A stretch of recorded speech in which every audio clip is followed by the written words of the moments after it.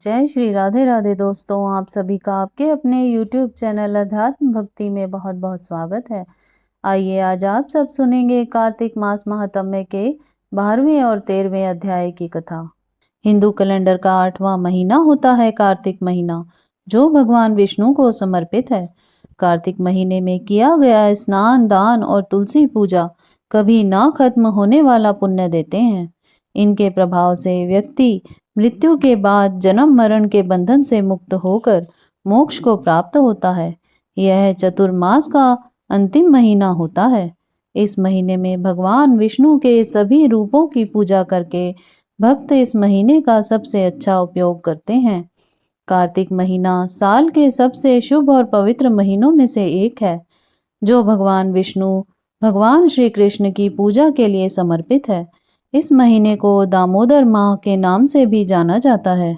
कार्तिक मास कथा अध्याय में आगे के अध्यायों की श्रृंखला में अग्रसर होने से पहले हम पिछले अध्याय अर्थात 11वें अध्याय के कुछ मुख्य बिंदुओं पर प्रकाश डाल लेते हैं।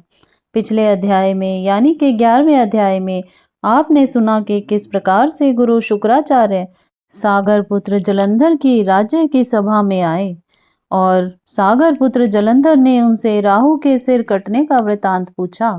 किस प्रकार सभी दैत्य एकत्र होकर अमरावती छोड़ देवताओं से युद्ध करने चल दिए। अतएव किस प्रकार जलंधर ने क्रोध में आकर द्रोणांचल पर्वत को उखाड़कर समुद्र में फेंक दिया, जिसके परिणाम स्वरूप सभी देवता भयभीत होकर युद्ध में विजय की आशा त्याग कर तितर बितर हो गए और सभी इंद्र आदि देवताओं ने गुफाओं में शरण ली। तो आइए अब सुनते हैं कार्तिक मास कथा अध्याय श्रृंखला में 12वें अध्याय की कथा। श्री नारद जी ने कहा, जब जलंधर को अपनी खोज में आता देखकर इंद्र आदि देवता भयभीत कंपित होकर वहां से भी भाग निकले। भागकर वह बैकुंठ को भगवान विष्णु के पास पहुंचे। फिर देवताओं ने अपनी रक्षा के लिए उनकी स्तुति की। देवताओं की उन दीन वाणी को सुनकर करुणा सागर भगवान विष्णु ने उनसे कहा, देवताओं, तुम भय को त्याग दो। युद्ध में मैं शीघ्र ही उस जलंधर को देखूंगा। ऐसा कहने के साथ ही भगवान गरुड़ पर जा बैठे। तब देवताओं सहित उन्हें युद्ध क्षेत्र की ओर प्रस्थान करते देख समुद्र तन्या लक्ष्मी ने नेत्रों में जल भरकर कहा, उन्होंने कहा, हे नाथ, यदि मैं सर्वदा आपकी प्रिय हूँ और भक्त हूँ, तो मेरा भाई आप द्वारा युद्ध में कैसे मारा जाना चाहिए। इस पर भगवान विष्णु ने कहा, यदि तुम्हारी ऐसी ही प्रीति है तो मैं उसे अपने हाथों से नहीं मारूंगा, परंतु युद्ध में तो जाऊंगा, क्योंकि देवताओं ने मेरी बड़ी स्तुति की है।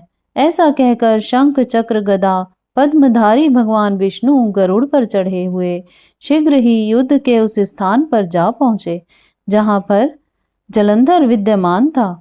विष्णु के तेज से कंपित देवता सिंहनाद करने लगे। फिर तो अरुण के अनुज गरुड़ के पंखों पर प्रबल वायु से पीड़ित हो दैत्य इस प्रकार घूमने लगे जैसे कि आंधी से बादल आकाश में घूमते हैं। तब अपने वीर दैत्यों को पीड़ित होते हुए देखकर जलंधर क्रुद्ध होकर भगवान विष्णु को अद्भुत वचन कहकर उन पर कठोर आक्रमण कर दिया। तो इस प्रकार से 12वें अध्याय की कथा पूर्ण हुई। तो आइए अब सुनते हैं 13वें अध्याय की कथा। दैत्यों की तीक्ष्ण प्रहारों से व्याकुल देवता इधर उधर भागने लगे। तब इंद्र आदि इस प्रकार भयभीत देखकर गरुड़ पर चढ़े भगवान युद्ध में आगे बढ़े। उन्होंने अपना सारंग नामक धनुष उठाकर बड़े जोर से टंकार किया। त्रिलोक गूंज उठा। पल मात्र में ही भगवान विष्णु ने हजारों दैत्यों के सिर काट गिराए। यह देखकर जलंधर के क्रोध की सीमा ना रही। फिर तो भगवान विष्णु और जलंधर का महान संग्राम हुआ। बाणों से आकाश भर गया। लोग आश्चर्य करने लगे।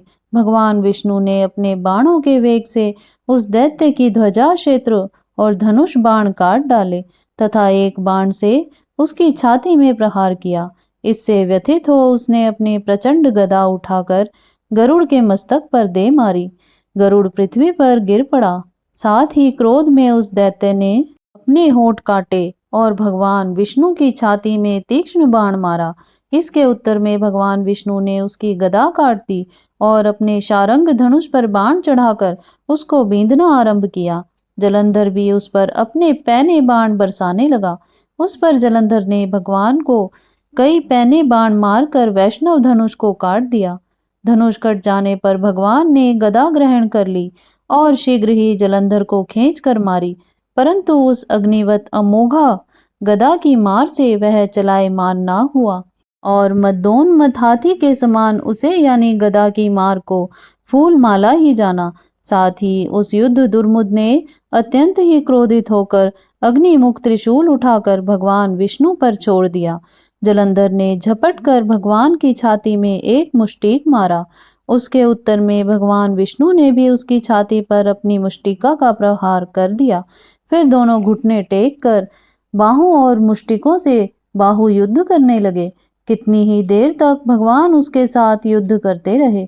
जब वह कुछ श्रमित से हो गए तब सर्वश्रेष्ठ मायावती भगवान उस दैत्य से मेघवाणी में बोले, हे रण दुर्मुद दैत्य श्रेष्ठ, धन्य है जो इस महायुद्ध में इतने बड़े बड़े आयुधों से भी भयभीत ना हुआ।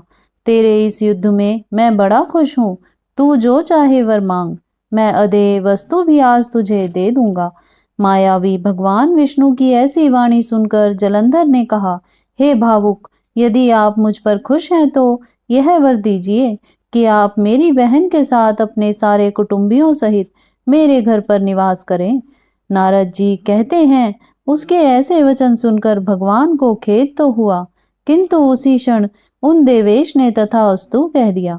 अब भगवान विष्णु सब देवताओं के साथ जलंधरपुर में जाकर निवास करने लगे। जलंधर अपनी बहन लक्ष्मी और देवताओं सहित भगवान को वहां पाकर बड़ा प्रसन्न हुआ। फिर तो देवताओं के पास जो रत्न आदि थे उनके स्थानों पर देवताओं को स्थापित करके जलंधर पृथ्वी पर आ गया। निशुंभ को पाताल में स्थापित कर दिया और देव दानव यक्ष गंधर्व सर्प राक्षस मनुष्य आदि सबको अपना वंशवर्ती बनाकर त्रिभुवन पर शासन करने लगा। उसने धर्मानुसार सुपुत्रों के समान प्रजा का पालन किया। उसके धर्म राज्य में सभी सुखी थे। तो इस प्रकार से कार्तिक मास कथा अध्याय के 13वें अध्याय की कथा पूर्ण हुई। तो बोलिए प्रेम से भगवान विष्णु की जय, माता लक्ष्मी की जय, भगवान श्री कृष्ण की जय, सर्व देवी देवताओं की जय, तुलसी माता की जय। तो आइए अब सुनते हैं लपसी तपसी की कहानी। ऐसा माना जाता है कि इस कहानी को सुने बिना कार्तिक महात्म्य सुनने का सुफल प्राप्त नहीं हो पाता। तो लपसी तपसी की कहानी इस प्रकार से है। प्राचीन समय की बात है, एक गांव में दो भाई रहते थे। एक का नाम लपसी था और दूसरे का नाम तपसी। तपसी तो भगवान की तपस्या करता था और लपसी सवा सेर की लस्सी बनाकर भगवान को भोग लगाता और लोटा हिलाकर जीम लेता था। एक दिन दोनों लड़ने लगे। लपसी बोला कि मैं बड़ा हूँ और तपसी बोला कि मैं बड़ा हूँ। इतने में नारद जी आए और पूछने लगे कि क्यों लड़ रहे हो। लपसी ने कहा मैं बड़ा हूँ और तपसी ने कहा मैं बड़ा हूँ। तपसी बोला मैं सारे दिन भगवान की पूजा करता हूँ। नारद जी बोले कि मैं तुम्हारा फैसला कर दूंगा। दूसरे दिन तपसी नहा कर आने लगा तो नारद जी ने 1.25 करोड़ की अंगूठी उसके आगे फेंक दी। उसने आंख खोल कर देखा तो 1.25 करोड़ की अंगूठी पड़ी है। तब तपसी ने वह अंगूठी उठाकर बगल के नीचे दबा ली और तपस्या करने लगा। लपसी सुबह उठकर नहाकर 1.25 सेर लस्सी बनाकर भगवान को भोग लगाकर लोटा हिलाकर जीमने लगा। इतने में नारद जी आए और दोनों को बिठाया। तब नारद जी ने तपसी से पूछा तुम्हारे हाथ के नीचे क्या है? तो वहां पर 1.25 करोड़ की अंगूठी निकली। तब नारद जी बोले कि ये अंगूठी तो तूने चुराई है, इसलिए तेरी तपस्या भंग हो गई, इसलिए लपसी बड़ा है। तपसी बोला महाराज मेरी तपस्या का फल कैसे मिलेगा? तो नारद जी बोले तेरी तपस्या का फल कार्तिक नहाने वाली देगी। फिर नारद जी बोले कि सबकी कहानी कहकर तेरी कहानी ना कहे तो कार्तिक का फल खत्म हो जाएगा। तो इस प्रकार से कार्तिक महात्म्य के साथ लपसी और तपसी की कहानी सुनने से कार्तिक महात्म्य का संपूर्ण फल प्राप्त होता है। अगर आप सब कार्तिक महात्म्य के आगे के अध्यायों की कथा का श्रवण करना चाहते हैं, यदि आप हमारे चैनल पर पहली बार आए हैं तो चैनल को सब्सक्राइब कर लें ताकि आने वाली वीडियो की नोटिफिकेशन आपको समय से मिलती रहे। वीडियो को लाइक करें, शेयर करें। सुखी रहें, स्वस्थ रहें। जय श्री राधे राधे। धन्यवाद।